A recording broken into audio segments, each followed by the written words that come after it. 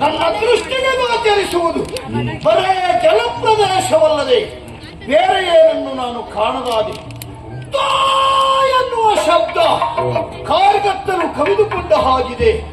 ಈ ಜಲರಾಶಿಯ ಮಧ್ಯ ನಾನೊಬ್ಬನೇ ಇದ್ದಂತಾದರೆ ನಾನು ಎಲ್ಲಿಂದ ಬಂದೆ, ಯಾಕೆ ಇಲ್ಲಿ ನಿಂದೆ, ಮುಂದೇನು ಮಾಡಬೇಕು, ಯಾರು ನನ್ನ ತಂದೆ?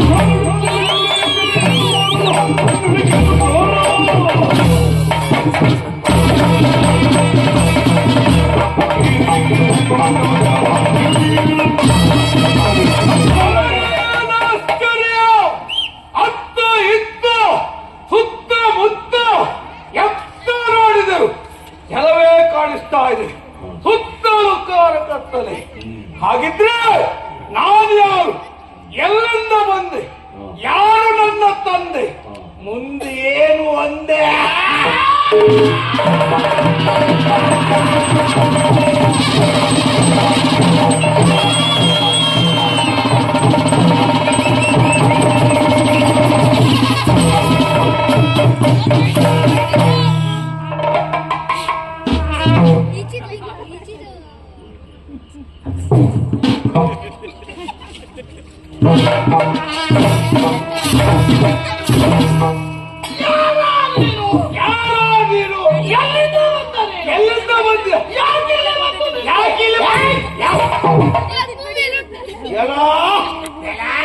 ನಾನು ಏನು ಹೇಳ್ತೇನೋ ಅದನ್ನೇ ಹೇಳ್ತಾ ಉಂಟಲ್ಲ. ಇದು ಯಾರಿದು ಎನ್ನುವುದೇ ನನಗೆ ಸಮಸ್ಯೆ ಆಗಿ ಹೋಗಿದೆ.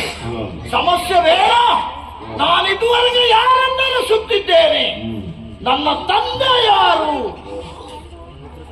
ಇವನನ್ನು ನೋಡಿದಾಗ ನನ್ನ ಹಾಗೆ ರೂಪ, ನನ್ನ ಹಾಗೆ ಆಕಾರ, ನನ್ನ ಹಾಗೆ ಸ್ವರಭಾರ, ನಾನು ಹೇಳಿದ್ದನ್ನೇ ಹೇಳ್ತದೆ ಅಂತಾದರೆ ಬೇರೆ ಯಾರಲ್ಲ, ಇವನ ನನ್ನಪ್ಪ.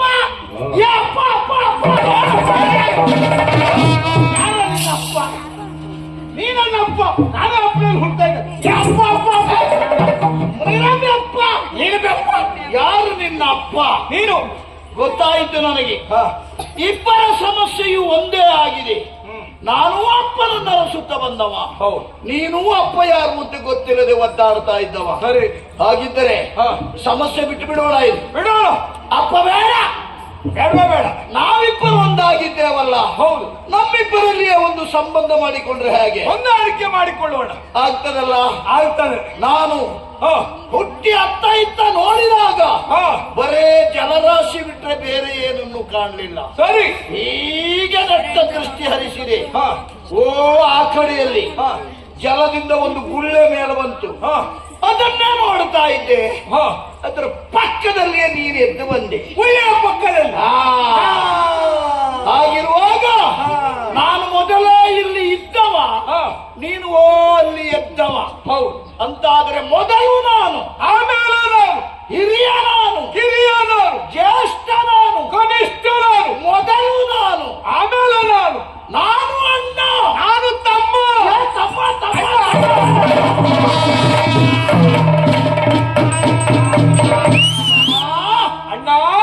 ಅಣ್ಣ ತಮ್ಮ ಎನ್ನುವ ಸಂಬಂಧ ನಮ್ಮಲ್ಲಿ ಆಯಿತು. ಸರಿ, ಆಲಕ್ಕಿ ಎನಿಸಿಕೊಂಡಾಗ ಆಗ ಆನಂದವೇ ಬೇರೆ. ಹೌದು ಸಾಕ ಇಲ್ಲಿಗೆ?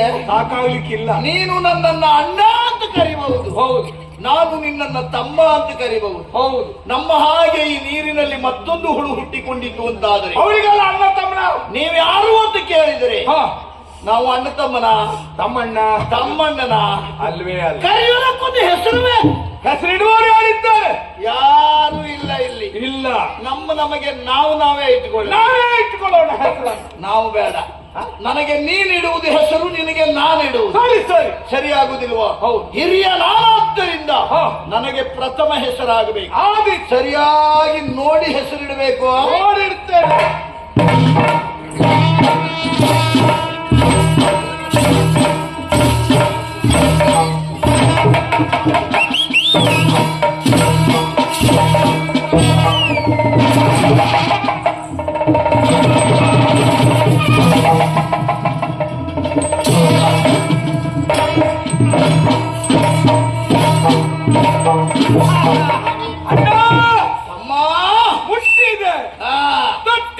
ಸರಿ, ಮುಟ್ಟಿ ನೋಡಿದೆಯಲ್ಲ, ಮುಟ್ಟದಲ್ಲ ಮುಟ್ಟುತ್ತಾ ಇದೆಯಲ್ಲ? ಯಾಕಲ್ಲೇ ಮುಟ್ತಾ ಇದ್ದೇನೆ.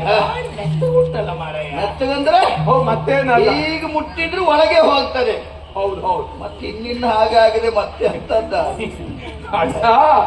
ಹೀಗಿರುವಾಗ ನಿನ್ನ ದೇಹವನ್ನ ಕಂಡು ಮೃದುವಾದಂತ ದೇಹ ಎನ್ನುವುದನ್ನು ನಾನು ಗುರುತಿಸಿದ್ದೆ. ಹಾಗಾಗಿ ಆ ಕಾರಣಕ್ಕಾಗಿ ನಿನ್ನ ಹೆಸರು ಮಧು. ಮೃದುವಾದ ಮೈಕಟ್ಟನ್ನು ಹೊಂದಿದ ನನ್ನ ಹೆಸರು ಮಧು.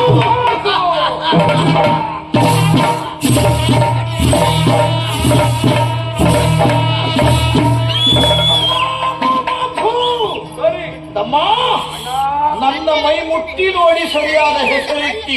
ಹೌದಣ್ಣ. ನಿನಗೆ ನಾನು ಹೆಸರಿಡುವುದು ಬೇಡವೇನಾ? ಸರಿ, ನಿಲ್ಲು.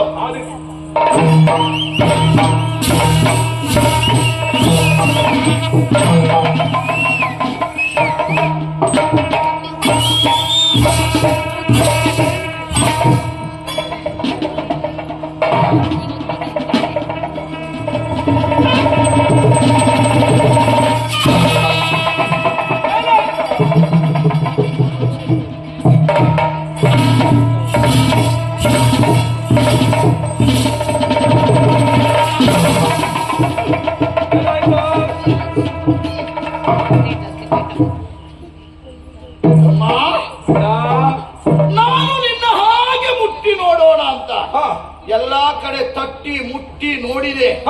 ಅಬ್ಬಾ, ನನಗೂ ನಿನಗೂ ವಿರುದ್ಧವಾಗಿಯೇ ಇದೆ. ಹೌದಾ? ನನ್ನ ಮೈ ಮುಟ್ಟಿದಾಗ ಅತಿ ಮೃದುವಾಗಿದೆ ಅಂತ ಆಡಿದೆ. ಸರಿ. ನಿನ್ನ ಮೈ ಮುಟ್ಟಿದಾಗ ಮುಟ್ಟುವುದಕ್ಕೆ ಆಗುವುದಿಲ್ಲ. ಹೌದೇನೋ? ಅತಿ ಕಠಿಣವಾಗಿದೆ. ಹಾಗಾಗಿ ಅದನ್ನಾಧರಿಸಿಯೇ ನಿನಗೆ ಹೆಸರಿಡಬೇಕು. ಯಾವುದಣ್ಣ? ನನಗೆ 2 ಅಕ್ಷರದ ಒಂದು ಶಬ್ದ ಇಟ್ಟದ್ದು ನೀನು. ಸರಿ. ಮಧು. ಹೌದು. ಹಾಗೆಯೇ ನಾನು 2 ಅಕ್ಷರದ್ದೇ ನಿನಗೆ ಹೆಸರಿಟ್ರೆ ಅವ ತಕೊಂಡದ್ದಕ್ಕೆ ಏನು ಕೊಟ್ಟ ಅಂತ ಬೇಡವೇನಾ? ಏನಾದ್ರು ಸೇರಿಸ್ಕೊಡ್ಬೇಕು. ಏನಾದ್ರೂ ಅಲ್ಲ, 1 ಅಕ್ಷರ ಸೇರಿಸಿ ನಿನಗೆ ಹೆಸರಿಡುವುದು. ಹೌದಾ? ನಿನ್ನ ದೇಹ ಸ್ಥಿತಿಯನ್ನು ಆಧರಿಸಿ. ಹೇಗೆ? ಹೇಗೆ? ಕಾಠಿಣ್ಯವಾದ ದೇಹಾಕೃತಿಯನ್ನು ಹೊಂದಿದ ನಿನಗೆ ಸರಿ ಕೈಟಮ ಎನ್ನುವ ಹೆಸರು. ಕೈಟಮ.